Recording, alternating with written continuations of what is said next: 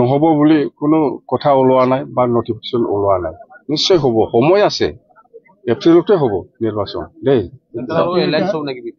BPF কোনো দলৰ লগত এলায়েন্স নহয়। কোনোবা যদি আমাৰ ওচৰত আহি পেলাই আমাক সহায় কৰিব বিচাৰে, আমাৰ আপত্তি কি থাকিব লাগে, কিন্তু BPF নিজাববীয়া ইলেকশ্যন খেলিব। কমেও 25টা ইয়াত ওপৰত হ'ব, কিন্তু কম হ'লেও 25টা BPF জয় কৰিব। এইবিলাক নহয়, আগত যি হৈছে এইবিলাক নহয় দেই। Thank U.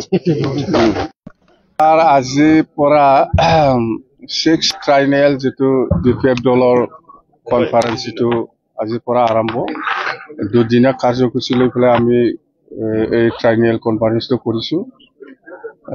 তো আজি আমি ৰাতিপুৱা ভাগত 11টা বজাৰ পৰা আজি 2টা বজালৈকে আমাৰ PMB বডিৰ 46জন যিটো PMB সদস্য আছে, সিহঁতক লৈ পেলাই আমি প্ৰিলিমিনাৰী আমি আমাৰ CWC বা ডেলিগেটত আমি কি আলোচনা কৰিম, আৰু আগন্তুক দিনত আমি 2025ত যিটো নিৰ্বাচন হ'বলৈ গৈ আছে BTC, ইয়াত আমি কি সমস্যা লৈ পেলাই বা কি ইস্যু লৈ পেলাই আমি পাব্লিকৰ মাজত যাব, সেইবিলাক অতি বিষয় লৈ আমি আলোচনা কৰিছো। বহুত আছে, যেনক 1 নম্বৰ কামটো হ'ব আমাৰ 2025ত যিটো ইলেকশ্যন কেম্পেইন বা 2025ত যেতিয়া নেকি BPF চৰকাৰ আহিব, প্ৰথম কামটো হ'ব আমাৰ যিটো 16টা ডিপাৰ্টমেণ্টটো প্ৰমোদ বড়ো চৰকাৰ UPPL চৰকাৰে দিছপুৰত ট্ৰেন্সফাৰ কৰি দিছে পাৱাৰ ফাংচনবিলাক, এই 16টা ডিপাৰ্টমেণ্টটো সেইটো আমি আকৌ ঘূৰাই আনিব। 1 নম্বৰ এইটো আমাৰ এজেণ্ডা। ইয়াৰ পিছত আমি লৈছো যেনিবা মাটিৰ পাট্টা দিয়া 2005 চনত যিটো ভোটাৰ তালিকা এইটো বেছ কৰি পেলাই মাটিৰ পাট্টা দিয়াৰ যিটো ব্যৱস্থা সেইটো আমি কৰিম।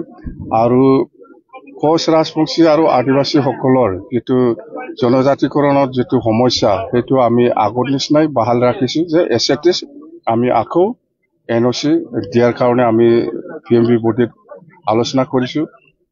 আৰু গোৰ্খাসকলৰ যিটো প্ৰত্যেক ক্লাছৰ যিটো সমস্যা, আসাম কেবিনেটে যিটো ডিচিশ্যন লৈছে, আমাৰ কোনো আপত্তি নাই। যদি গভৰ্ণমেণ্ট অফ ইণ্ডিয়া বা গভৰ্ণমেণ্ট অফ আসামে যিটো ডিচিশ্যন ল'ব, সেইটোকে আমি ৱেলকাম জনাই পেলাই গোৰ্খাসকলক NOC-টো আমি দিম। সেইবিলাক কিছুমান সমস্যা আছে। আৰু যেনিবা আমি এডুকেশ্যনৰ ক্ষেত্ৰত BTCৰ 4টা ডিষ্ট্ৰিক্ট হেডকোৱাৰ্টাৰ আছে, 4টা ডিষ্ট্ৰিক্ট হেডকোৱাৰ্টাৰত বড়োলেণ্ড ইউনিভাৰ্চিটি কেম্পাছ বনোৱা সেইবিলাক আছে। আৰু প্ৰত্যেকটা ডিষ্ট্ৰিক্ট হেডকোৱাৰ্টাৰত মানে যিকোনো এক্সাম, কম্পিটিটিভ এক্সাম, যিকোনো চাকৰিৰ ক্ষেত্ৰত UPSC হওক, APSC হওক বা যিকোনো ক্লাৰিকেল বা যিকোনো এক্সাম, ইয়াৰ কাৰণে আমি ডিষ্ট্ৰিক্টবিলাকক হেডকোৱাৰ্টাৰত এটা কোচিং চেণ্টাৰ আমি BTCয়ে বনাব আমাৰ PMB বডিত আমি আজি আলোচনা কৰিছো। ইয়াৰ বাদেও আমাৰ বহুত আছে। মুঠতে যেহেতু 2025ত ইলেকশ্যন হ'বলৈ গৈ আছে, ইয়াত আমি ৰাইজৰ ওচৰত কি সমস্যা লৈ পেলাই যাব লাগে সেইটো বিষয় লৈ ভালকে আলোচনা কৰিছো। সেইখিনি কথা, বেলেগ আৰু একো নাই। আৰু আছে বহুত, আপোনালোকে শুনিব। CWCত আলোচনা হ'বলৈ গৈ আছে। মুঠতে 23 আমাৰ ডিচিশ্যন হৈছে, 23টা বিভাগত আমি ডিচিশ্যন লৈছে। এইটো আপোনালোকে অলপ পিছত পাব, আমি এইটো মাইনাছটো আপোনালোকক আমি দিম দেই। এইখিনি কথা। কেণ্ডিডেটটো 31 জানুৱাৰীটো কেণ্ডিডেট কিবাটো এপ্লিকেশ্যন দিব পাৰিব 31 জানুৱাৰীলৈকে। আৰু কেণ্ডিডেটটো স্ক্ৰুটিনি কৰি পেলাই স্ক্ৰুটিনি কৰিবৰ কাৰণে 5জনীয়া কমিটি বনোৱা হ'ব, সেইটো ঠিক কৰিছে। আৰু ইলেকশ্যন মেনিফেষ্টো ঠিক ঠাক কৰিবৰ কাৰণে 5জনীয়া কমিটি বনাইছে আমি।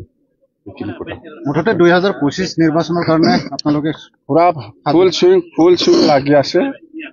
2025ত যেনে তেনে BPFে চৰকাৰ গঠন কৰিব লাগে। ইয়াৰ কাৰণে যিকোনো পৰ্যায়ত আমাৰ BPF দলৰ কৰ্মীসকলে কাম কৰিবলৈ ৰেডি আছে। মুঠতে যেনে তেনে চৰকাৰ বনাব লাগে। আৰু BTCটো আমি আগৰ নিচিনা BTC জীয়াই ৰাখিব লাগে। বিপিএফক ৰাইজে কি কাৰণে ভোট দিব? এইটোৱেতো এইবিলাক আমি যে অলপ আগত কৈছে, যাতে ৰাইজে ভাল পায়, যিটো কাম কৰিলে ৰাইজে ভাল পায়, সেইবিলাক কথাটো লৈয়ে আমি আলোচনা কৰিছে আজি PMB ভোটে। সেইবিলাক ইস্যুটো যদি আমি কৰিব পাৰে, নিশ্চয় ৰাইজে আমাৰ লগত থাকিব বা ৰাইজে আমাক সহায় কৰিব। যেনিবা আপোনাৰ যিকোনো এক্সামৰ কাৰণে কোচিং চেণ্টাৰ আমি বনাব, ডিষ্ট্ৰিক্ট হেডকোৱাৰ্টাৰত 4টা। সেইবিলাক কি বেয়া?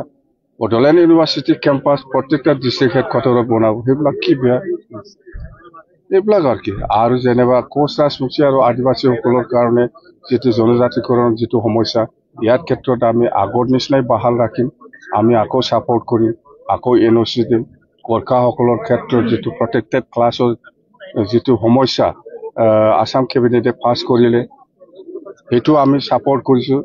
যদি এছেম্বলিত পাছ কৰি পেলাই যিকোনো আইন যদি আসাম চৰকাৰে বনায়, ইয়াৰ কোনো আপত্তি থাকিব লগা নাই। কিন্তু অকল কেবিনেট পাছ কৰিছে, এইটো আসাম এছেম্বলিত পাছ হ'ব লাগিব বা দিল্লী পাৰ্লিয়ামেণ্টত পাছ কৰিব। তো ইয়াত আমাৰ কোনো আপত্তি কৰাৰ কোনো প্ৰশ্ন নাহে।